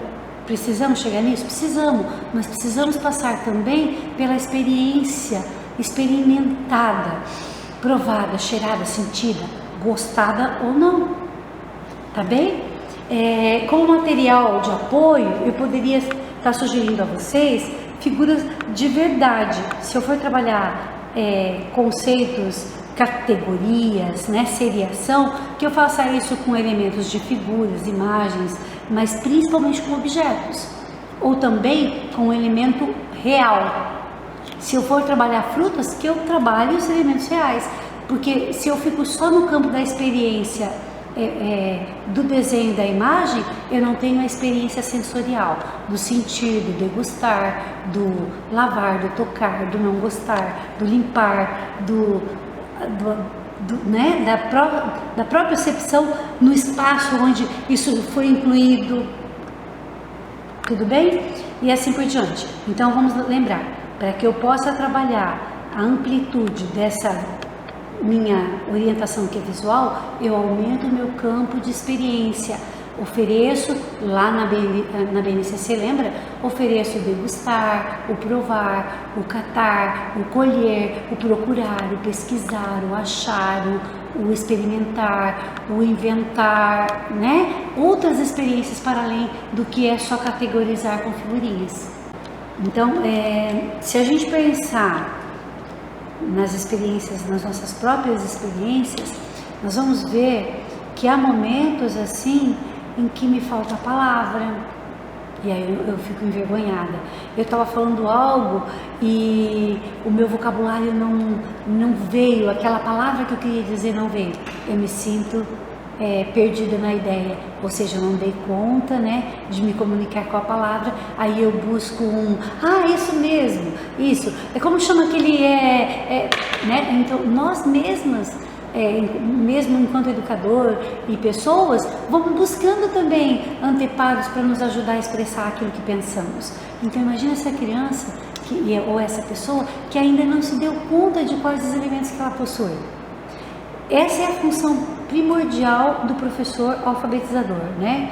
Ativar elementos na estrutura psíquica superior de memória, de concentração, de percepção, de compreensão, de fala, de linguagem, de pensamento, que me ajude a organizar meu repertório, que me ajude a ampliar esse repertório, senão de alguma forma, em algum momento eu vou estar sendo prejudicado ou prejudicada. Eu queria lembrar uma coisa com vocês. Lembra que nós, enquanto professores, nós temos que desenvolver diferentes habilidades, porque há momento em que a falha da memória vem, e daí a gente tem que buscar no pensamento. Há momento em que vem a falha do pensamento e da memória, a gente tem que buscar na interação, na mediação, né? Na lembrança, na fala, no pensamento, na linguagem, na expressão, né? Então nós buscamos outros recursos, mas a nossa possibilidade já foi bastante ampliada. É isso que a gente está falando aqui. No teu plano de aula, pense nessa ampliação de linguagem como ampliação de verbetes, de glossário, e avanço, né? De pequenas nuances mesmo, mas que haja avanço, tá bem? Não tem que ser semanal, mas tem que ser concatenado, evoluído, pensado. Tem que ter uma sequência elaborada, porque educar é isso, é um ato intencional, programado e objetivado. Então eu tenho que ter um programa de ensino que trabalhe assim. Pode ser um Panlexia? Pode. Pode ser um TIPS? Pode. Pode ser um ABA? Pode. Mas eu tenho que verificar agora qual é a minha necessidade, que eu, enquanto professor, não estou atingindo ele. porque ele ou ela vai sim ter um avanço significativo com base naquela experiência que eu oferecer também, né? Não depende só de fatores biológicos, não é só do não querer. Uma ação planejada que eu poderia sugerir a vocês, brincadeiras do aumento de repertório. Vamos pensar então assim, vamos dar um apoio para ele assim, ó, vamos brincar de complementar as coisas. O que é isso aqui? Bola. E se fosse de papel? Bola de papel. Se fosse de vidro? Bola de gude. Se fosse de aumentar o vocabulário no sentido, a bola é o elemento, mas a qualidade, o adjetivo, transforma esse mesmo substantivo em outro. Seria a ampliação das ideias, do pensamento, da linguagem. Combinado? Pense sempre nisso. Então, quando você for ouvir, e quando eu ouço uma criança, que a gente ouça as diferentes maneiras que ela está tentando se comunicar. E se a gente for então pensar num elemento que assim, norteador de tudo isso, nós vamos ver que o cérebro do autista, ele está amparado muito mais na ligação que ele faz de conhecimentos anteriores com aquilo que está vindo, que vai sendo posto para ele. Uma fala lá no vídeo, a criança diz pra gente assim, ó, veja só, minha orientação é visual, eu vejo as coisas, então não adianta a gente tá dizendo que o ama e a cara tá amarrada. É ambíguo, é contraditório, não constrói, né? Eu tô falando algo, mas a expressão, o sentimento tá outro.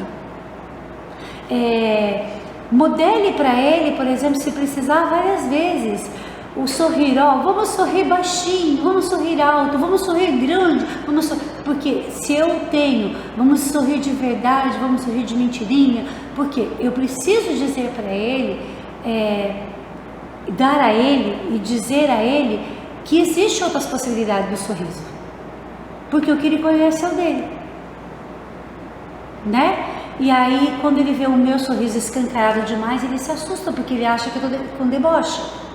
Aí eu digo para ele, não, esse é um sorriso largo, farto de alegrias, vamos pensar nisso. Lembre que a nossa criança precisa experimentar, experienciar, só palavras escritas não está no campo ativador daquilo que ele precisa. Modele também a teoria da mente, que ele entenda que você tem a informação que ele quer. Por exemplo, dê pistas. Não mostre a imagem de imediato, mas dê pistas. Olha, eu estou pensando que vou chegar na minha casa, vai ter uma coisa gostosa de comer. Ele sabe que é comida. Mas o que é coisa gostosa de comer? E vai também experimentando as experiências que ele tem, né? O que uma coisa gostosa de comer, e você vai percebendo que algumas coisas não são gostosas de comer, que é aí que entra a nossa sutileza de ir dessensibilizando ele, trazendo um dia um pouquinho, uma essênciazinha e pondo lá em cima do armário, trazendo um dia frutinha comendo lá fora, lavando as mãos, para que ele te veja, vá dando a ele a experiência visual, não só a banana para pintar, a maçã para pintar, a banana para escrever, a banana para... Precisamos chegar nisso? Precisamos, mas precisamos passar também pela experiência experimentada, provada, cheirada, sentida, gostada ou não, tá bem? Como material de apoio, eu poderia estar sugerindo a vocês figuras de verdade. Se eu for trabalhar conceitos, categorias, né, seriação, que eu faça isso com elementos de figuras, imagens, mas principalmente com objetos, ou também com um elemento real. Se eu for trabalhar frutas, que eu trabalhe os elementos reais, porque se eu fico só no campo da experiência do desenho, da imagem, eu não tenho a experiência sensorial, do sentir, do degustar, do lavar, do tocar, do não gostar, do limpar, né, da própria percepção no espaço onde isso foi incluído. Tudo bem? E assim por diante. Então vamos lembrar, para que eu possa trabalhar a amplitude dessa minha orientação que é visual, eu aumento o meu campo de experiência. Ofereço lá na BNCC, lembra? Ofereço o degustar, o provar, o catar, o colher, o procurar, o pesquisar, o achar, o experimentar, o inventar, né? Outras experiências para além do que é só categorizar com figurinhas. Sétima colaboração que o vídeo nos traz, ele tem uma frase assim que eu acho que foi o que mais me chocou durante as formações com o tema TEA. Eu sempre tive muito a ideia de que a minha criança estava fazendo já coisas muito boas, né? Estava avançada. E aí as minhas expectativas estavam boas. Aí de repente eu vou fazer a formação e volto e vou vendo pelo conhecimento das tabelas de habilidade que as minhas crianças não estavam tão assim avançadas, né? E que eu precisava ajudá-los a sair do mesmo campo onde estavam.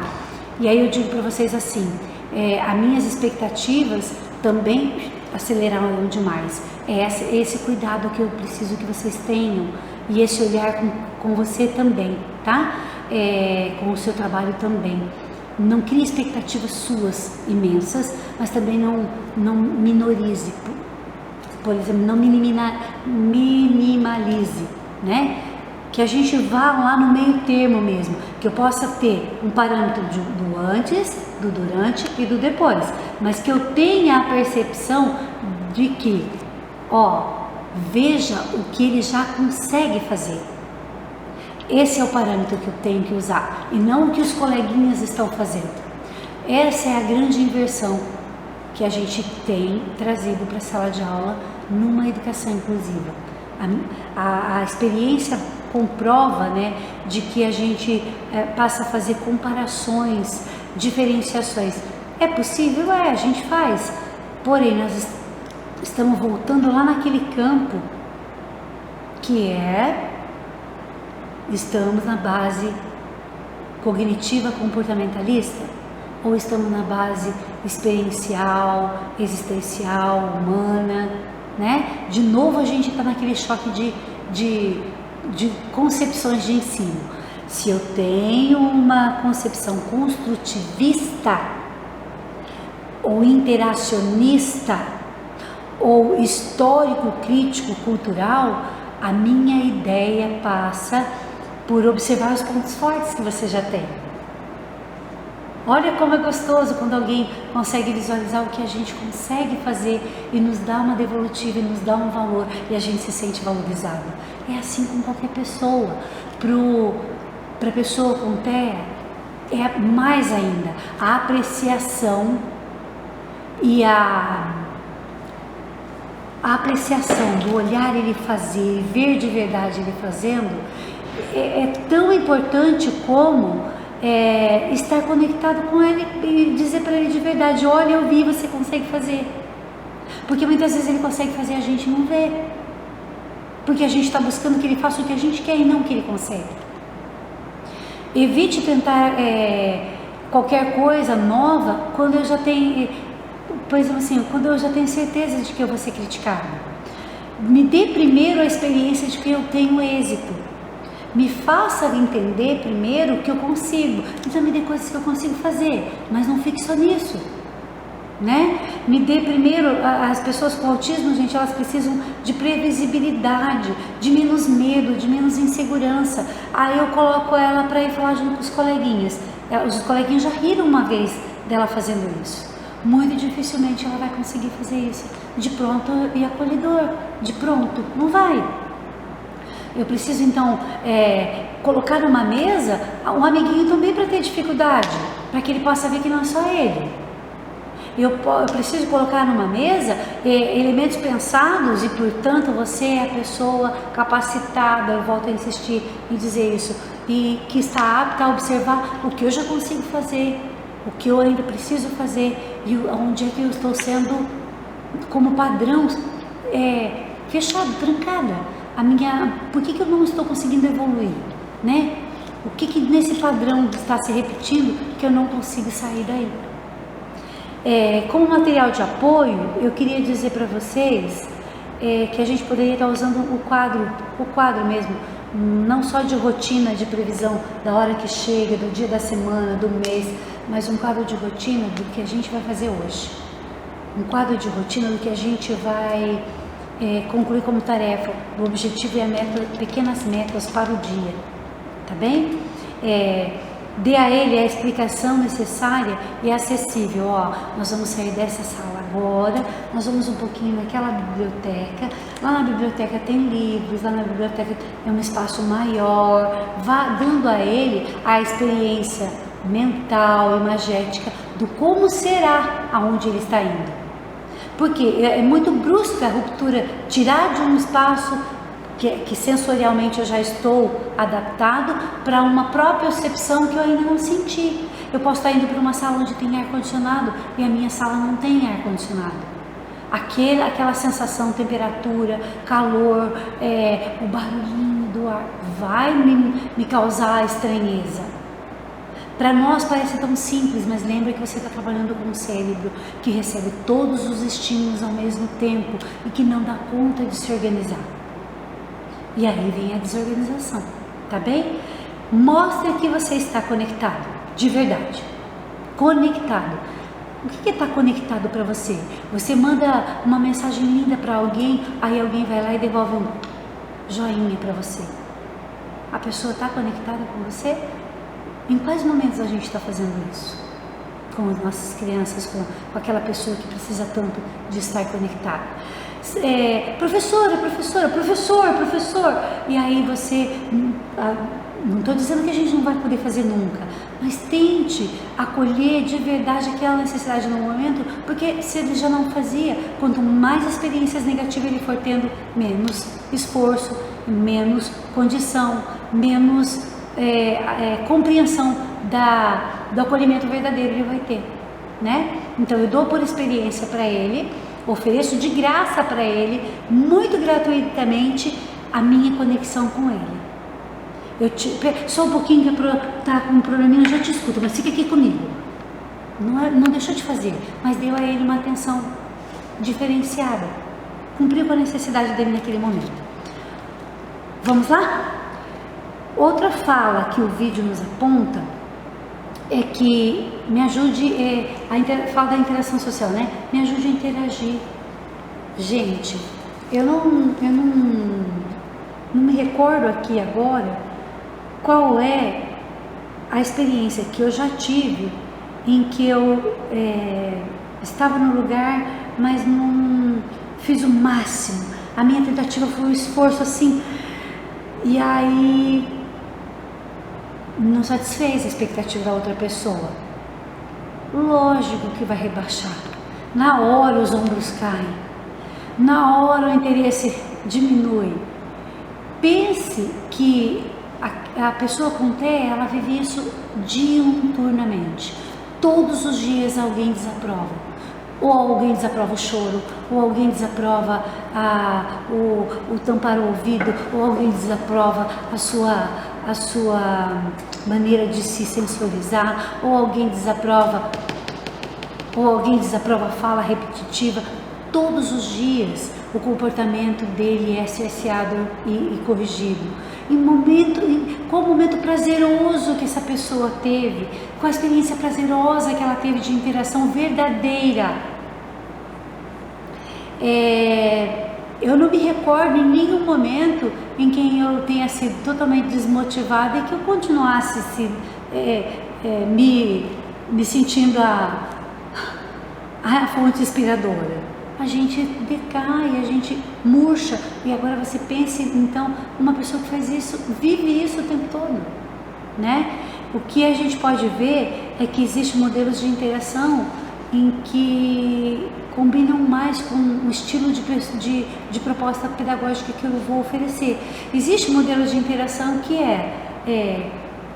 bebe uma aguinha, Terminou? Senta aqui. Eu vou dizendo para você o como, o que fazer e o porquê, né? Senta aqui, senta aqui. Então, eu vou sempre colocando você como só aprendiz. Há momentos em que eu preciso te pôr na condição de aprendiz, mas você viver intensamente uma vida toda só como um aprendiz, como nada a ensinar, vai chegar um momento que o cansaço bateu, tá bem? Lembre sempre de que as interações prazerosas são aquelas em que eu ofereço carinho, ofereço atenção, ofereço estar junto de verdade, ação de contemplação, aplaudo, elogio sincero, verdadeiro, tá? Uma sugestão, não sei se pode ser sugestão, né? Uma ideia seria a gente fazer isso com material concreto. Ensine ele a negociar aqui na sala de aula. Nós vamos brincar de troca de livrinhos. Vamos negociar porque 5 livrinhos para cada nesse grupinho. O grupo pode negociar com ele e ele com o grupo o livro que ele trouxe, porque todas as crianças gostam em geral das figuras repetitivas que ele traz. Coloque ele também como centro da atenção para a troca prazerosa e não só como troca de desvantagem, né? Coloque ele como também trazendo algo especial, algo para oferecer. Em geral, essas crianças têm brinquedos bastante atrativos, coisinhas que para a gente parece que, né, não tem tanta atenção assim, mas os toys, os Mac, os dinossauros, são coisas que dão prazer e interesse para qualquer criança. Coloque ele também na situação de vantagem para a ganha, coloque ele também na situação de vantagem para troca, para que o outro também tenha que chegar até a ele, né? Ensine ele a pedir, ensine ele a também nesses momentos de troca e interação prazerosa, tá bem? Faça isso. De que forma que eu posso estar fazendo isso? Com joguinhos, esperar a minha vez, dar a vez para o outro, com filas, com troca de objetos, com tentativas, com várias negociações e principalmente aceitar e apreciar o que ele está fazendo, tá bem? Não quer dizer que isso vai ser sempre, tá, gente? Estamos caminhando para a nossa parte final, que eu gostaria assim queria ficar e desenhar com vocês um monte de elementos dessa construção de um planejamento. Eu quero mostrar para vocês, antes da gente partir para as próximas 2 falas finais, eu quero compartilhar com vocês uma situação. Na escola, nós precisamos desenvolver e estabelecer objetivos em comum, né? E essa é talvez a nossa grande discórdia pedagógica num país inteiro, que parece que cada um de nós está puxando para um canto, muito provavelmente porque a gente ainda não comungou, né, de uma ideia que as crianças e a pessoa com autismo já comunga, tá? Elas conseguem entre si identificar padrões e por isso elas se aproximam mais daquelas pessoas que concordam mais com seus padrões ou aceitam mais as suas vivências e experiências. E entre nós, professores, nem sempre isso a gente consegue. Entre nós, pessoas, nem sempre a gente consegue. Observe o que eu estou te dizendo, muitos de nós nos afastamos do diferente. Muitos de nós nos aproximamos dos iguais, né? E essa é uma grande sacada que eu espero que a gente aprenda enquanto educadores com a criança ou com a pessoa com autismo.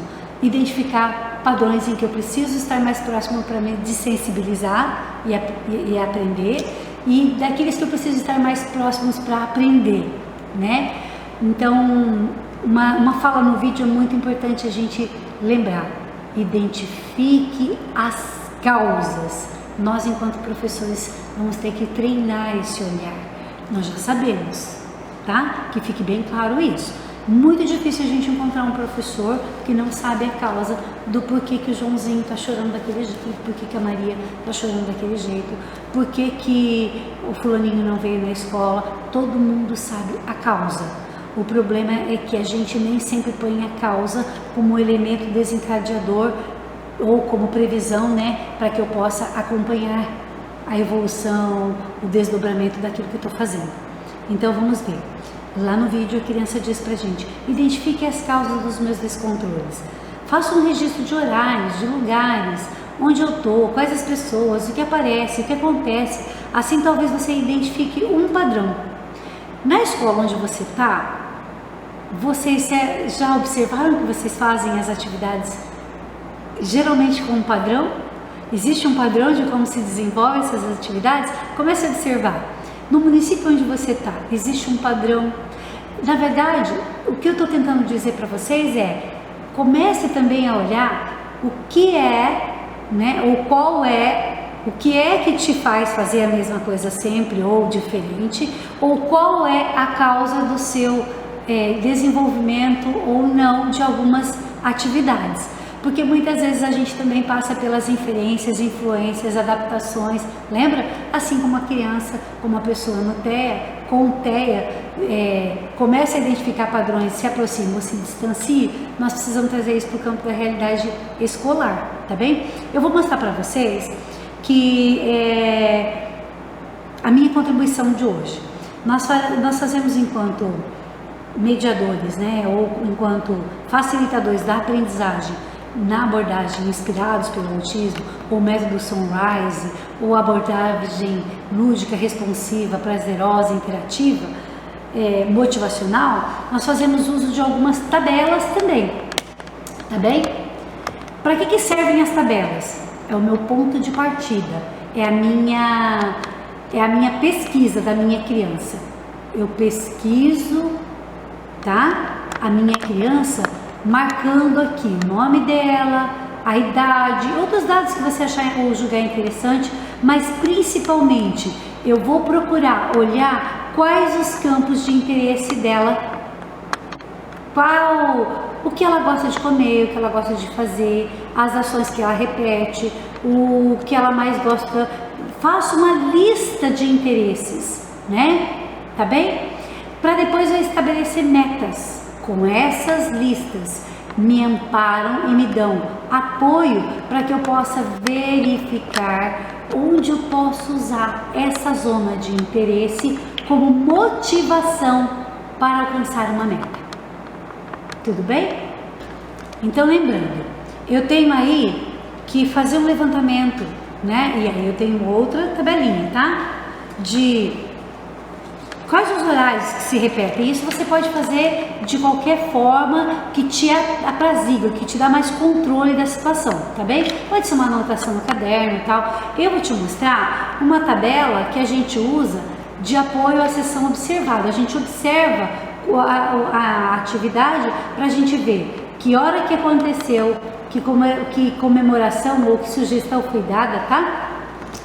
Que é a comemoração que a gente fez e a sugestão que a gente vai dar para o professor.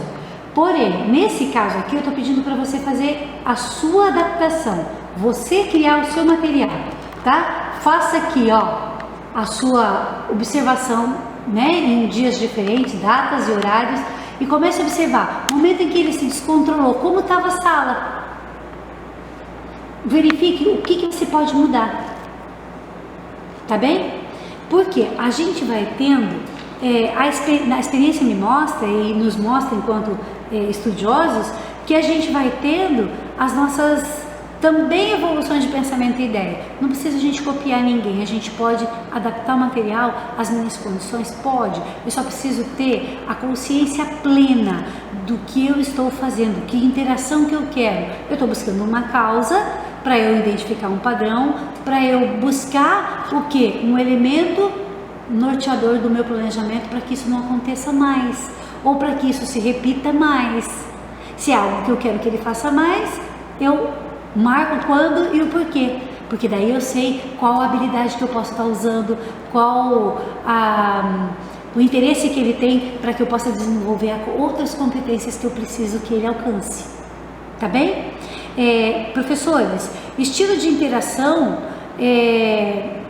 na abordagem responsiva é uma interação prazerosa. Estilo de interação na abordagem de análise do comportamento é uma interação também baseada no reforço. A diferença aqui é que o reforço aqui, ele passa a ser algo vivencial, né? E nem sempre precisa ser só físico, né? Pode ser prazeroso, pode ser um reforço intrínseco ou extrínseco. Intrínseco, aquilo que está dentro de mim que me motiva a fazer. Eu vou fazer porque eu vou me sentir bem, né? Extrínseco, eu vou fazer porque senão eu não ganho ou eu quero ganhar, né? Muito forte em todas as outras abordagens, mas na Inspirados a gente usa muito a ideia de que a gente vai descobrindo que a nossa criança faz para nos agradar, também faz para ser amada, também faz para nos mostrar amada, para nos demonstrar que nos ama, tá bem? Então eu sugeriria a você fazer tabelas de acompanhamento, né, de o que ele fazia, o que ele faz e como você espera que ele vai fazer, quanto tempo, também estabelecer essa meta a curto prazo, médio prazo e longo prazo, tá? Principalmente que você faça as suas anotações, das suas observações, das suas compreensões, do seu estudo sobre a sua criança. Você é o estudioso, estar junto para que você possa ter amparo do conhecimento que você adquiriu dessa criança, dessa pessoa, né? Não é mais o parâmetro, não é mais o outro, é a criança, tá bem? Que você consiga estudar a pessoa. Se você precisar, peça ajuda para a orientadora, peça ajuda para a professora que está com você, peça ajuda para as outras crianças, peça ajuda para quem está com essa criança em casa. A família é importantíssima nisso tudo, porque é ela que vai nos dar também o sentido da evolução disso em casa, porque fazer isso 4 horas contra 20 horas lá fora, trabalho perdido. Então eu também preciso trabalhar com as famílias. Essas tabelas de acompanhamento precisam ser dadas para minha família, para que ela veja o que a minha criança fazia e como está fazendo agora, para que ela também possa acreditar no que está fazendo, tá bem? Famílias também fazem parte da tua formação. Você é um formador de pessoas. Não se forma pessoas só na escola, não se forma pessoas só com a teoria que eu detenho. Eu preciso da teoria dos pais também, tá bem? Estude a sua pessoa, saiba tudo que você puder sobre ela. Lembre-se de que tudo que eu faço é uma forma de comunicação. Até mesmo arregaçar as manguinhas aqui quando eu estou conversando com você, é dizer para você, vamos, força, né? A nossa linguagem, gente, ela está no gestual, no linguajar, no falar, mas principalmente no atitudinal, no compromisso, né? Na força verdadeira daquilo que eu faço, no amor verdadeiro. Por fim, a gente vai lembrar da última fala da nossa criança no vídeo, e que eu gostaria que, se você pudesse, voltar lá e assistisse tudo novamente. Ame-me incondicionalmente. Eu preciso que vocês lembrem disso. Quando você ama alguém, você move terra, céu e mar por essa pessoa. Acredite de verdade que você faz a diferença na vida daquela criança, daquela pessoa. Por menor que seja o avanço, ela jamais passará por você sendo a mesma pessoa que chegou. Isso depende muito mais de fatores biológicos, químicos, neurais, tá? Do que sociais, mas principalmente da química do amor. Química, elementos químicos. Se eu tenho medo, se eu tenho elementos aqui que me fazem estar paralisadas, não me move, não me tira do lugar onde estou. Elimine de imediato da tua cabeça a palavra, a ideia, se pelo menos passou por você, mas se ele ao menos fizesse, mas se ele, por que ele não tenta? Esquece isso. O que a sua criança, o que a sua pessoa com autismo mais faz é tentar. O que a sua criança, o que a sua pessoa com autismo mais faz é pedir. Começa a observar. Começa a notar. Você verá que ele faz pedidos imensos e a gente ignora. Eu, por último, quero dar um depoimento para vocês de uma situação assim que eu vivi, sem nome de crianças, mas já formada, já feito o curso da Inspirado, já estando no mercado de trabalho há 9 anos, eu sempre achei que estava fazendo o máximo, né? E aí, de repente, eu acredito que eu até já contei, a minha criança veio na minha casa me visitar e eu recebo ela, tinha acabado de tomar café. Aí a minha criança fez assim, tampou o nariz. Na hora eu descobri que eu não sei nada, porque eu sabia, eu tinha certeza que algumas coisas afetavam o sensorial, mas um gesto dele me disse tudo. Olha, toda vez que eu atendia ele, infelizmente, antes das atividades, eu tomava um cafezinho. Imagina para uma pessoa que isso incomoda demais, ter que suportar o meu bafo, o quanto que essa criança me amava, porque essa criança me ama incondicionalmente, assim como eu a ela. Mas eu chorei muito, eu sofri muito com a ideia de que o saber não ocupa espaço e a gente aprende a cada momento, mas a gente precisa ler inclusive né? Para quem, olha, dedicava tudo, eu comprava, fazia especialidades, 1000 coisas, 1000 planejamento, mas eu tenho que estar verdadeiramente com a minha criança. E aí, a partir daquele momento, quando eu parei de tomar o café para atendê-la, eu confesso a vocês que modificou muito, muito. Fazia atendimento numa casa e a família também estava em processo de aprendizagem. Todos os dias a criança gostava de cartinha, repetir cartinha. A mãe começou a esconder a cartinha em cima do guarda-roupa. Aí eu acabei a atividade, a criança me pegou pela mão e me levou no guarda-roupa. A mãe não queria que eu desse a cartinha. Como não? Ela disse para mim, eu acabei, agora é sua vez de brincar de cartinha comigo. Entenda o que eu estou te dizendo? Se ele ao menos tentasse, ele tenta. Se ele, se ao menos ele fizesse, ele faz. O problema é que a gente está querendo que ele faça o que a gente quer, do jeito que a gente quer, né? Tenta mudar um pouquinho essa possibilidade de dar a ele o controle, não só ser controlado, tá bem? 3 palavras que eu quero deixar com vocês. No vídeo ele fala paciência, paciência, paciência. Eu estou dizendo para você as 3 palavras de volta. Elimine do tipo, pensamento do tipo, se ele ao menos fizesse. Elimine pensamento do tipo, mas por que ele não tenta? Elimine, mas principalmente tenha paciência. Paciência para estudar a sua pessoa que você atende. Paciência para organizar as suas ideias, os seus pensamentos e planejar. Paciência. Paciência para que a pessoa tenha tempo de te mostrar o que ela já sabe, o que ela aprendeu com você, o que ela está aprendendo.